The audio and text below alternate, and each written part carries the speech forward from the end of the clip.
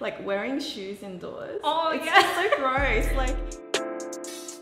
Hi everyone, my name's Kelly. I'm 31 years old and I'm a Korean Australian. Hi everyone, my name's Lauren and I am a 21-year-old Korean Australian.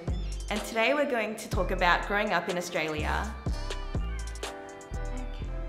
Growing up, what did your lunchbox look like? My mum was always really busy. My lunchbox was very standard, like peanut butter on white bread with shapes and like a juice box. Lauren, growing up, were your friends mixed culture or monocultural? More primary school years, they were a lot more Korean, so more monoculture, just because I did go to church a lot more back then. As I grew up, I did find a balance of like more multiculturally diverse friends. I think for me in primary school, they were mainly Caucasian, but at church I had a lot of Korean friends. And then in high school, because I went to a selective school, so I feel like a lot of them were Asian, and I did find a group of like close Korean friends as well. So Kelly, what was one Australian thing you never understood as a Korean? I think for me, it was probably the concept of in Korea, you kind of stay at home and you live with your parents until you get married. I feel like growing up, it's always been a struggle of like wanting to be independent and fighting for independence against my parents without coming across disrespectful. And moving out before I got married, even though we all lived in Sydney, was one thing that caused a lot of tension between me and my parents. Yeah, I relate to that heaps as well. But I think the main thing that comes to mind for me is like the whole beauty standard of being fair. Like the Australian in me was like, I love the sun-kissed, like tan, like the glowy skin.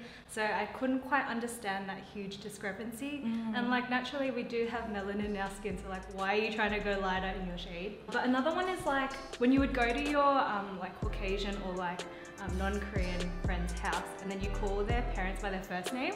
I think that's so taboo. I'm like, I can't say that, like that's so rude. You can call them ma'am or stuff, but like that's more American. How did your cultural background affect your dating life? I don't know if it's like I guess it's like my cultural background, which is like Korean Christian background, but I guess it's kind of just like dating is sort of not really a priority and just focus on your like studies. You should be sort of conservative, and I try to hide dating life from my parents, but it's weird because I feel like then like a light switch flicks and they're like, why aren't you married? Yeah, that's so true. For me, being Korean has made me have high standards for when I date. Right. Like, I know that with a lot of my other non-Korean friends, it's more like, oh, just date people just for the sake of it, or like, you know, just have some fun.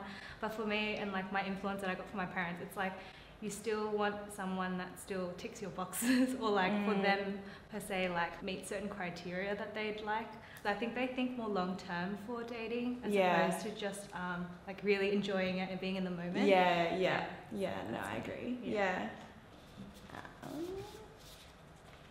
Did you engage in any Korean pop culture growing up? Yes. I definitely went through my K-pop phase, like SHINee, Big Bang, EXO. I think that was the thing that started it all for me. Do you remember like VCRs, like PDO집, like where you rent videos? And I remember every week my mum had like $10 to get the weekly video, and she'd let me choose one like video out of the 10. So that was good. And then like in high school, surrounded with Koreans in Strathfield, we'd always buy like CDs and go do like karaoke. Yeah, so that was fun. Okay, so Kelly, what are some stereotypes as a Korean woman/man that you've struggled with? For me, and I don't know if a lot of it is I put on myself, but it's that stereotype of a Asian woman as docile, subservient, keeps her head down, does hard work and stays out of trouble. And I think working in corporate Australia, like when I first started out, a part of me was really conscious of that. And so even though naturally I'm probably not the loudest person in the room, I always felt like I needed to sort of break that stereotype and speak up and try and fit in. But yeah, so that's one thing I probably struggled with. I think that's something that I'm going through right now, especially like moving towards more corporate roles as well. Yeah, I'd say I resonate a lot with like that idea of trying to break that whole stereotype and really like have a say in whenever something's not right. And also like, I think for me it's more of a pressure to always worry about what other people think about you, especially with my parents that always told me like, oh, what are people going to think of you if you do that? Last one. So Kelly, how do you feel about your heritage now? Do you identify with it? Yeah, I think so. I think I'm like really proud that I'm Korean, and I've embraced it with all its sort of complexities and the struggles I've had with it. But I'd say my identity is definitely Korean Australian. Like, I'm too Korean to say I'm 100% Australian, and I'm too Australian to say I'm 100% Korean. I think so as well. So I can't call myself a pure Korean because I do have like the Australian influence as well. So Korean Australian would be my identity as well. Yeah, I'm definitely proud to say that I'm Korean Australian. Nice. Thanks for having us, Kozziecom.